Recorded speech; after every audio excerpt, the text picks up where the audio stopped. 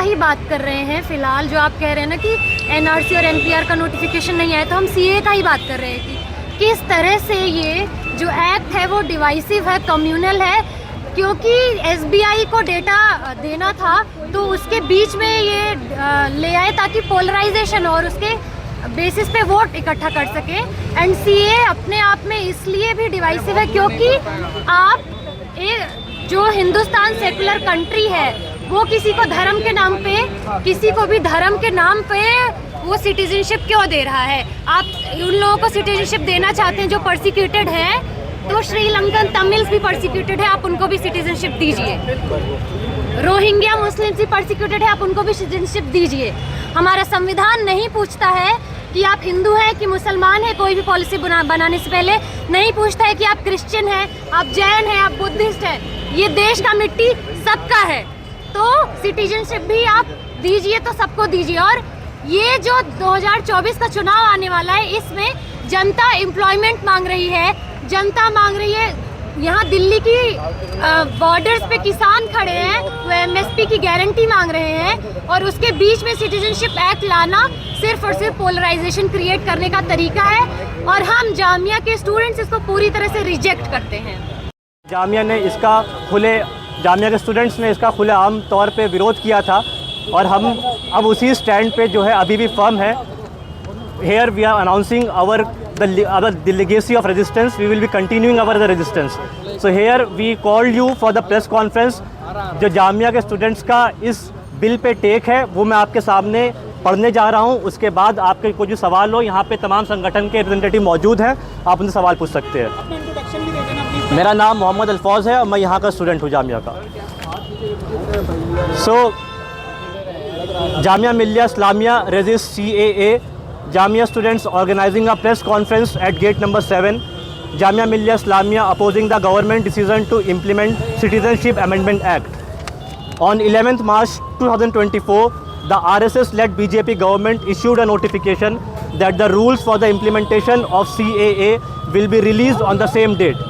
The rules for the implementation of CAA were released later that day, and that put forward the question once again in front of the people of India, the draconian policy of the Indian state in its desperate efforts to transform India into a fascist Hindu Rashtra. The issue here is not focusing more on the content of the rules, because ultimately it is for the purpose of implementing Citizenship Amendment Act, which in itself is patently unjust, discriminatory and divisive, and was opposed 4 years back as well. What is more concerning is that the bill got implemented one day before the SBI is supposed to give a detailed account of the electoral bonds. The implementation of the bill at this time is a clear tactic being used by the Modi government for polarization and to gather more votes in the name of Hindutva before the upcoming 2024 general elections, as the RSS BJP is also in a desperate attempt to sideline these issues regarding the electoral voting machines and electoral bonds to facilitate the complete corporate fascist hijack of the Indian political regime without any scope for the people's resistance. For Jamia students, CAA is not a new question. We have an experience of organizing a people's uprising against the CAA, NRC and NPR, which stood up for more than 3 months from before 2019 to March 2022. The movement faced massive repression from the fascist state and its instruments of oppression like police, bureaucracy, RSS outfits, etc. Many activists such as Miran Haider, Umar Khalid, Sharjeel Imam, Shifaur Rahman, Gulfisha Fatima and many more who led the movement were charged with UAPA and under draconian laws and were put in prison.